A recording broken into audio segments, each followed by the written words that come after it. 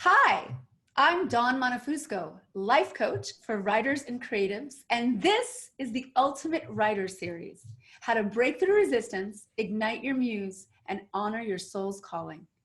And today we have a really special guest, Leah Lund. She is a neuronutrient therapist, hypnotherapist, rapid transformation therapist, and health coach.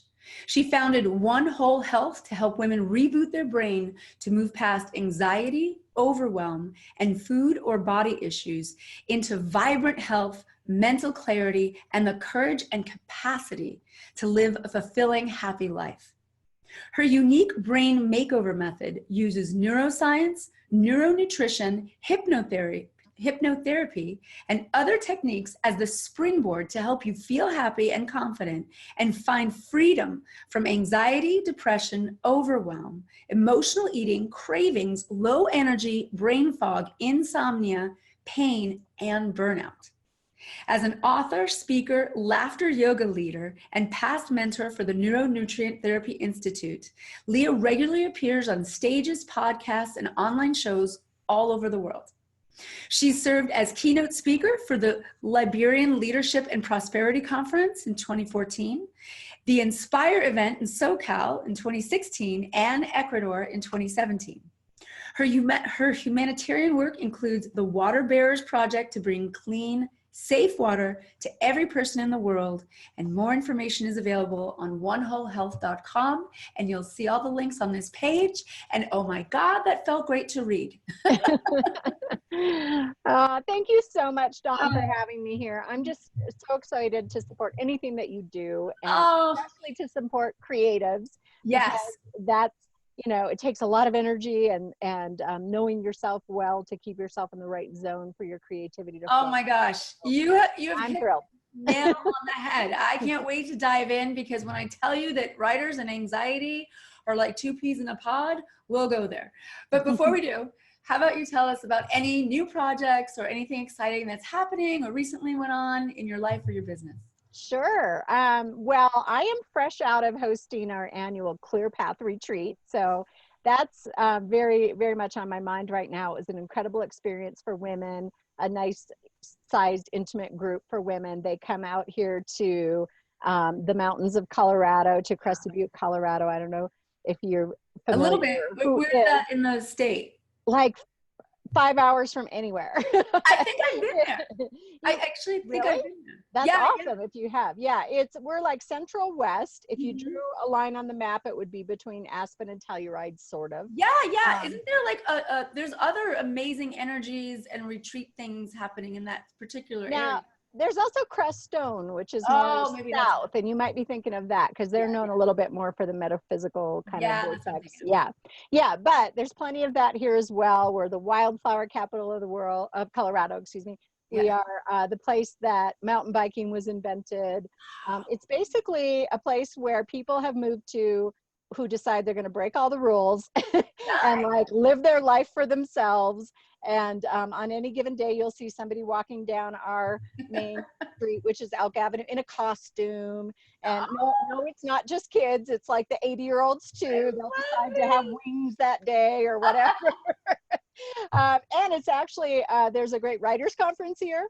And many artists come here to paint. We have a music festival, a bluegrass, name a festival. We have them, and we've had now 5 or 6 years a really wonderful film festival that I think rivals Telluride and all the other known. But we like to still think we're a little bit of a secret, and that might keep some of the crowds away, but I don't know.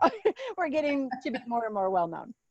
That sounds awesome. I love Colorado. I have many friends there. And like I said, I've traveled pretty much and bounced around there, and it's a gorgeous, gorgeous state. So I love that you're doing that. That's so awesome. Thank you. So let's just dive in. You're the brain gal. And if there's one thing that I know that my groups, my clients, my audience, we talk about it all the time, it's why can't we just do the thing that we really want to do? And we know that we want, like, writers are called to write. We don't walk around thinking about painting or architecture. I mean, some of us, but we don't really writers are sort of like, we think like writers, and we go, oh yeah, we're going to do that. And then we sit down and do it. We don't do it. Yeah. Well, I think I'll answer the question, generally speaking, and then I might tag something on for writers in particular. But why, in general, we can't sometimes get ourselves to do the things we want to do, whether it's eat healthy or get to bed early or check everything off our list for the day.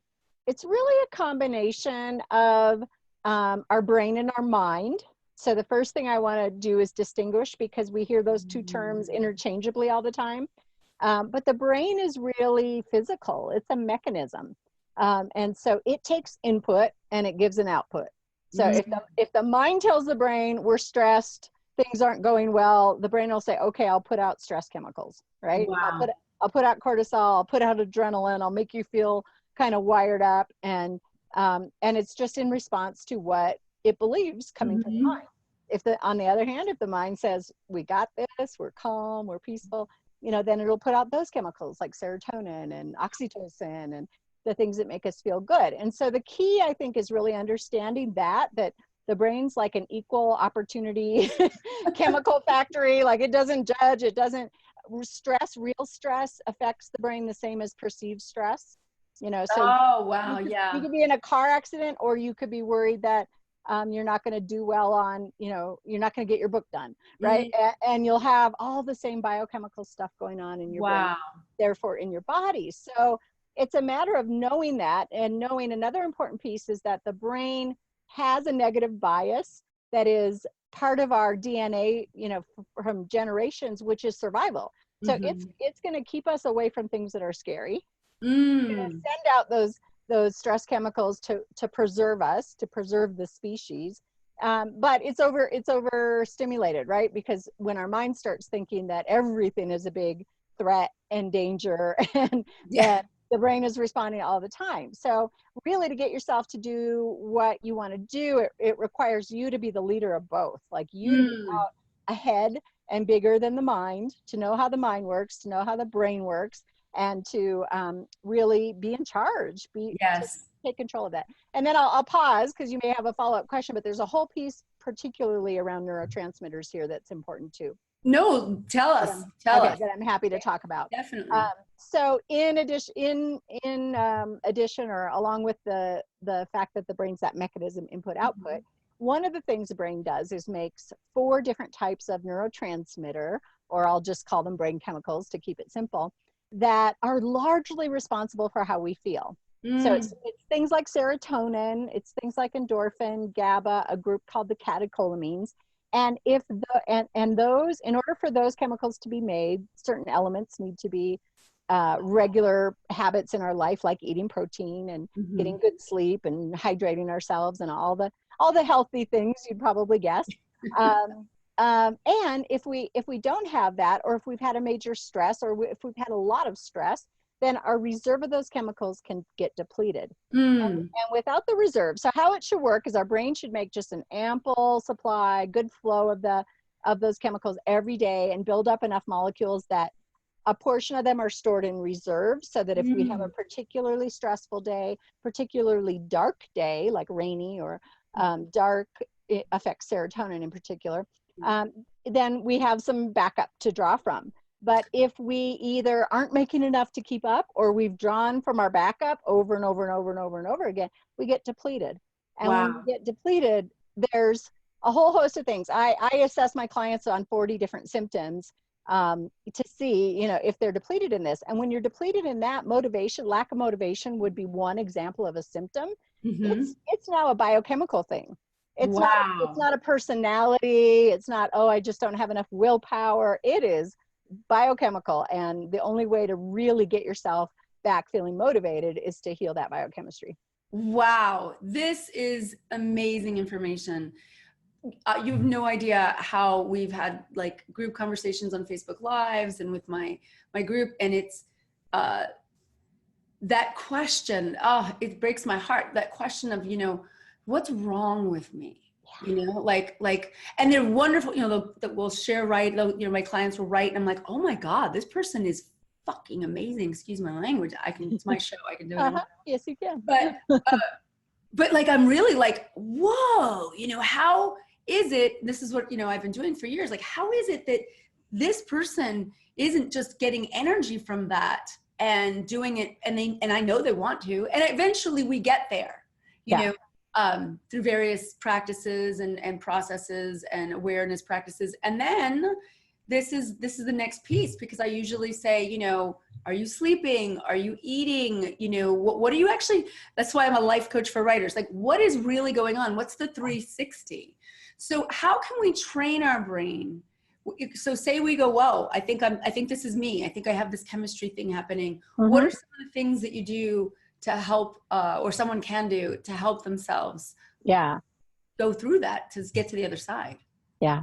So the neurotransmitter piece specifically, the brain needs the right combination of nutrients. However, once you become depleted, you're not going to be able to catch up by just shifting how you eat. Shifting how you eat will be important to sustain it, and I'll explain what that means. But when you're depleted, it really takes therapeutic doses of nutrients, in particular amino acids, vitamins, and minerals, specific ones based on the specific person's situation and health history. Yes. So amino acid therapy is the other term for neuronutrition that maybe viewers would be more familiar with. I'm not sure, but it's a matter of taking the right supplements for, on average, my clients, I would say 5 or 6 months. And then they get feeling like they're firing on all cylinders again, sometimes better than they've ever felt before in their life. Truly. I was an example of that, that I can share. But, and then as long as they eat the right foods and take care of themselves in the other ways, they can maintain it and not need the supplements anymore. Awesome. Tell us the story. So we often do what we want to do what we do because we learned something on our own, right? Yeah. Tell us the story. So if you saw my baby picture when I was 6 months old, I had a little mohawk. I don't know what to say about that, except I have a lot of very fine hair, but a lot of it. So it doesn't equate to volume very easily. But somehow when I was little, it was all in the middle. And I'm in this little pink jumper and I've got this nice little mohawk and I'm smiley and I'm happy. And, you know, I look like any other baby. And by the time, seriously, kindergarten, like 5 or 6 years old, I never smiled, ever. There's like not one picture of me with a smile. I don't know, until a long time.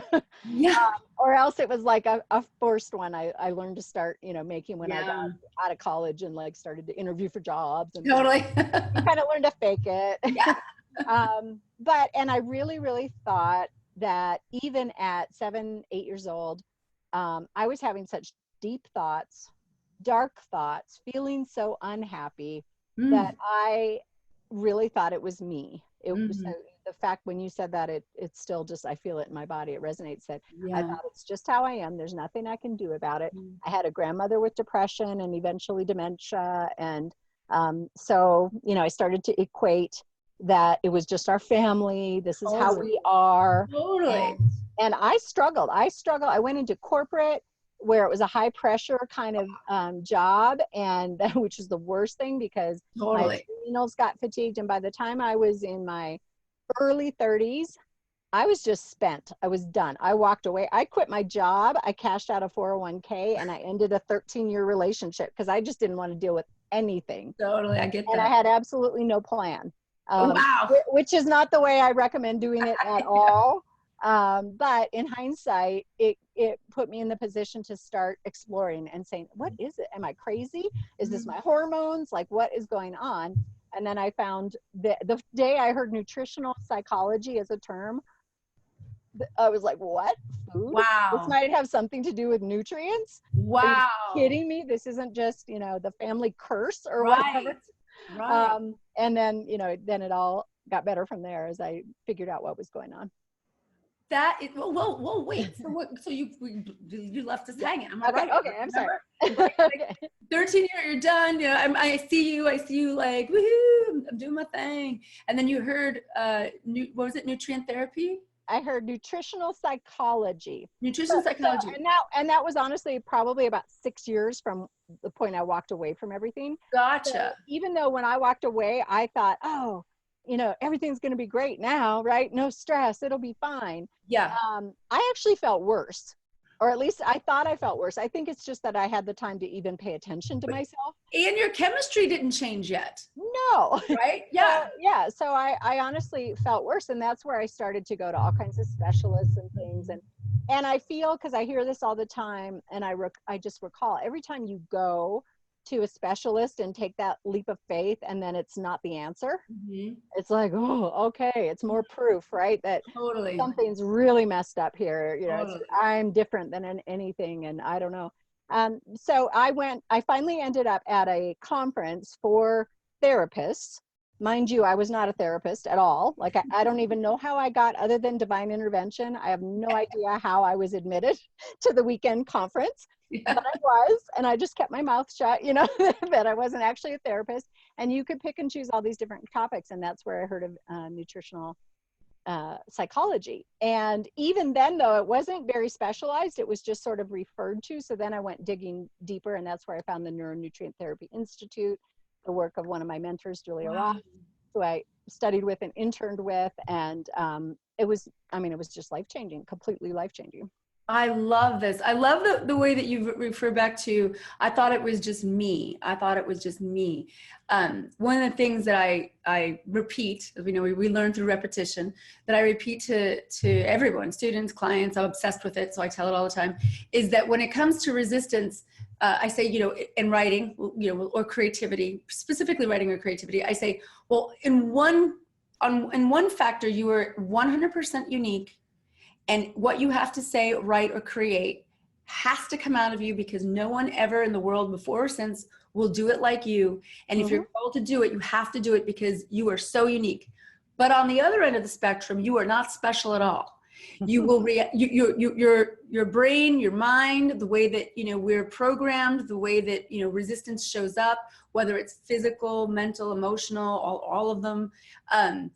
You know, don't sit there in the dark thinking, oh, it must be me. I'm so special that nothing's ever going to work for me, because, you know, so what I love that you're saying is, you know, there's that, because of how the chemistry works with depression, anxiety, we start to tell ourselves the story that it's just us. And what you're saying is, well, and you have a brain, and you have neurotransmitters, and you've got a chemistry to your body, and you can actually shift the internal world, the internal environment, to start to really feel better in life.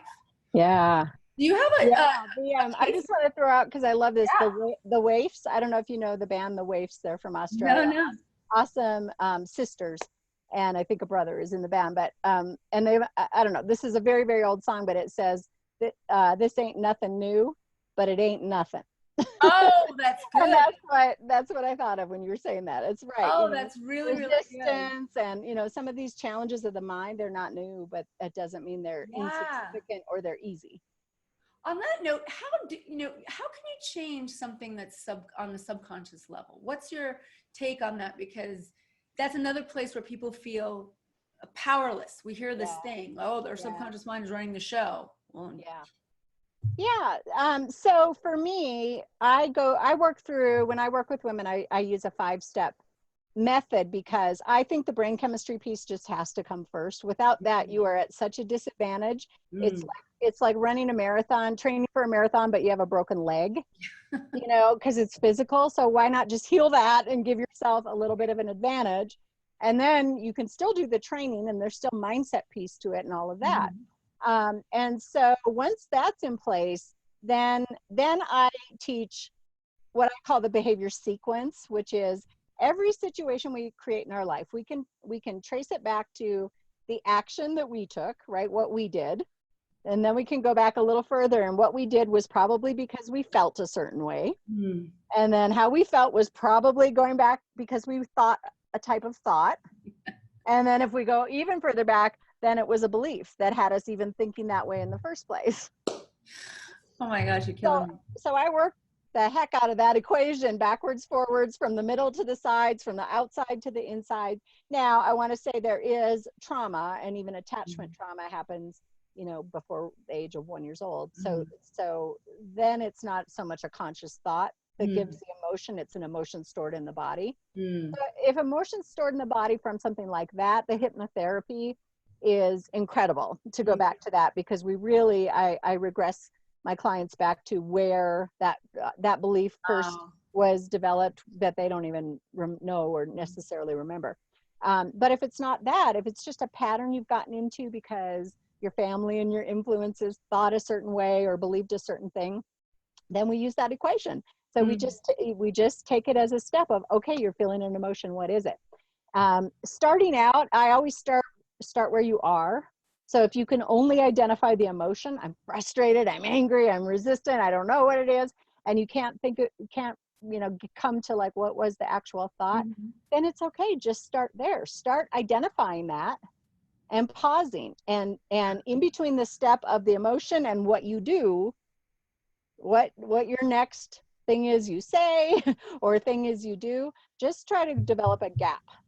And we can call that a pattern interrupt, but just have a recognition of when the emotion comes over you and pause before you do a single thing, so you can then be more conscious about what you choose to do.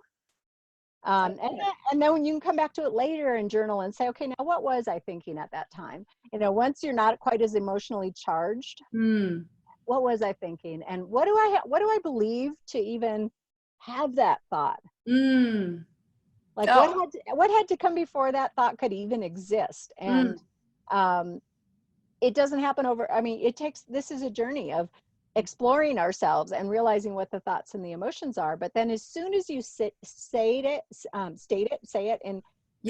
in a A plus B plus C plus, it's like, it becomes so obvious that then you can say, well, actually, I don't believe that at all. Then that's the next favorite question I ask is, okay, that was the belief that drew you to that thought, but is that true? Yes. So, no. And how would you even, what's true? What you make your own truth, really. And again, always reminding yourself that the brain believes you. The brain will always believe you. So whatever you decide is true, your brain will believe that, and it will start to work with you. Absolutely. Wow. It's interesting because I work with people who write true stories, a lot. Creative nonfiction. It can be memoir, it can be, but not complete fiction. They usually, even if it's based on true events. And that's a trigger, right? Our truth can be triggering to get on the page. I find that more than not, though, when we try to figure out where the belief came that they can't write, shouldn't write, or it's terrible, it's usually like a teacher, a parent, or some authority figure, something between the ages of like 0 and maybe 8, somewhere in there. And then to kind of reverse engineer that is what you're saying. I love it. But I'm just going to say this really funny. As you were doing that, I thought, I'm going to do this little exercise while you were saying it. And you and I know that I just went to Italy for the first time. I just went to Europe for the first time. And I said to Leah off camera, I said, I just discovered the difference between a vacation and traveling. Because I was worn out. I did a lot in Italy. And all my friends, my therapist, and well, not all my friends, some friends and therapists said, why are you going to Amalfi Coast, Capri, Naples, and Florence, and just stay in one spot, go to Tuscany and relax. And when you said that, I thought, because I've been trying to figure out like, how did I go on this adventure? I don't think I wanted that adventure, and I wore myself out. All the way back to the belief that I should go to where my grandfather grew up. Like in that particular, someone put that in there somewhere. Drove the entire event to be around this must do thing that I don't even know if I wanted, and then it created emotions, and then I got weak and I got worn out and I didn't course correct, and I thought, wow, even something like that, which is exciting and wonderful, really actually was not coming from a deep passion or want. It came from a strange belief and a should. And that's how sneaky it is. It is sneaky. You're exactly right. It is sneaky. And there was a should in there. And if somebody listening has, something similar, sometimes there's like family. Well, if you ever get to Italy, you have to go to You know, that, or there could even be that belief that you won't get another opportunity to be there. So I got to get it all in and do it all. And none of that is truth. We don't know any of that. We have no idea. You might go to Italy every month for the rest of your life. Who knows? But exactly, this is what our mind starts to do, and it makes up these stories. Yes.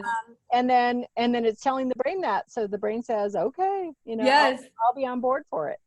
It's so funny because my huge goal was that I was going to write a ton while I was in Europe because I wanted that energy. And because of the way that it all turned out, I did some writing, but now I can see, okay, what do I really want? You know, and I did find a beautiful place in Tuscany that I'll go back to visit. And you're right. I did give myself the, I better do it now story. Yeah. I think writers do that too. You know, like it's almost like I better do it now, or it's too late.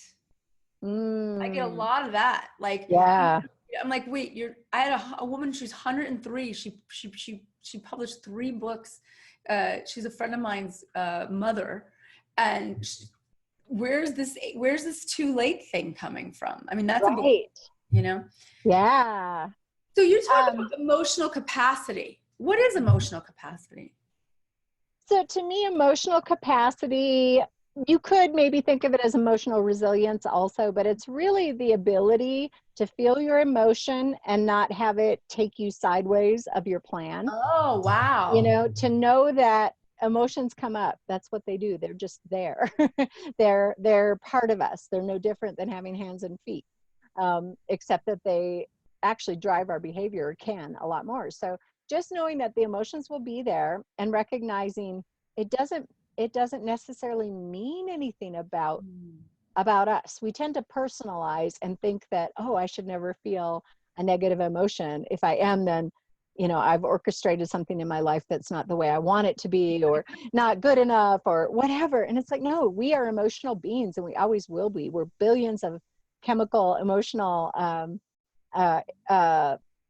reactions going off all the time. And so once you know that they're meant to be there, and you learn that it's okay that they're there, and you learn to ride them like you'd ride a wave. I mean, coming into shore, it's going to break and go out again. It always will. I love it.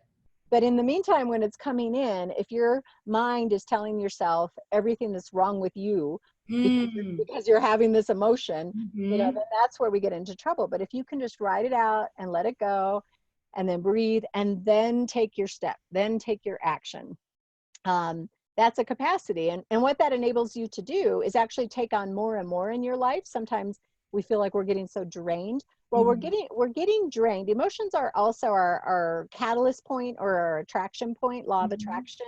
We attract what we feel most often. Wow. So what are we feeling most often? So the more we can learn to let energy come to us and through us, and back out again, emotion come to us and through us and back out again. It's a very circular thing. Yeah. And a visual that helps my clients, if they're out of balance of that energy, is, what if you were just exhaling and you never inhaled? Like, oh, wow. You know, how comfortable would that feel? That's not comfortable.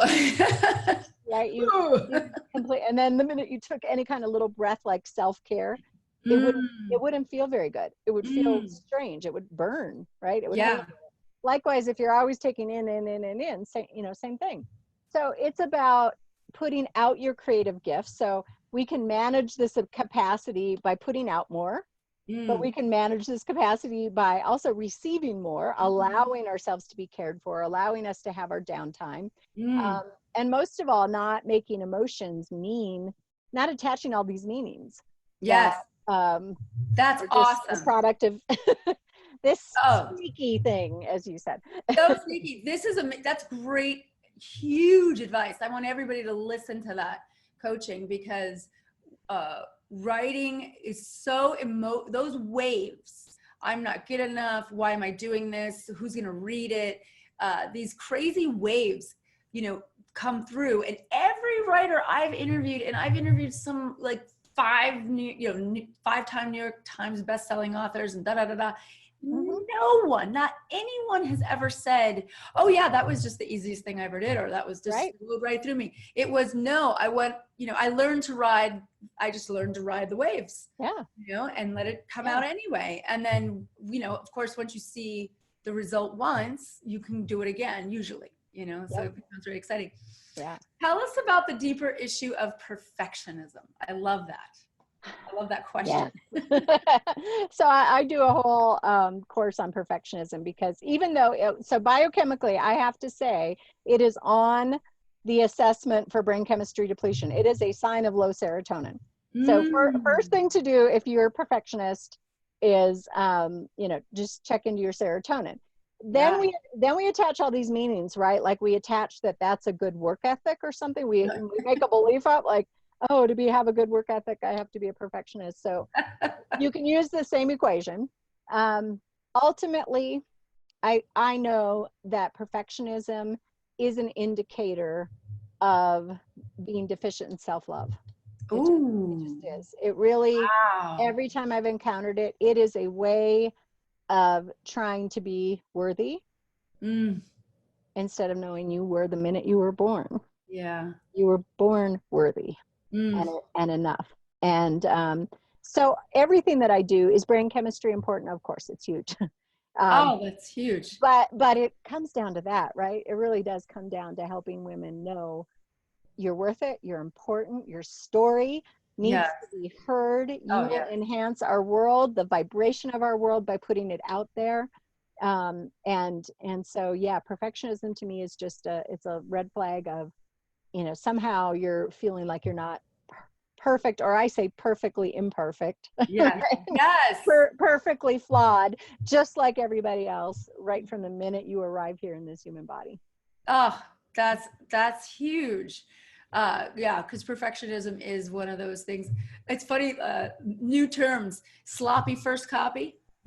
I love that. I learned that in an interview yesterday. We've got, the shitty first draft, famous line from Anne Lamott. But I really like the sloppy first copy. And that's, creativity. Creativity is like, art is a mess. I mean, that's how we make it. We make a mess first. Totally. And I mean, even Reid Hoffman, the founder of LinkedIn, he said, if you're not embarrassed by your first launch, you've launched too late. And that's about, obviously he created this amazing business called LinkedIn, and he does lots of online businesses and, constantly something new. And we hear this as online entrepreneurs, just release the demo, get it out there. You can course correct later. It's not I always joke and say it's not a refrigerator or a car.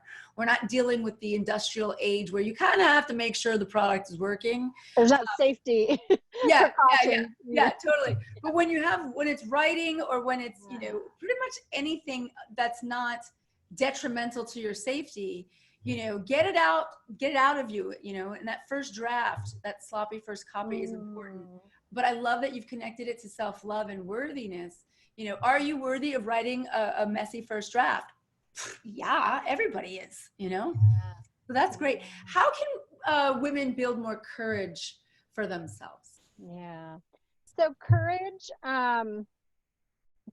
is, the brain becomes brave. So, okay, it's hardwired for fear, right? Because it's hardwired for that negative bias to keep you safe.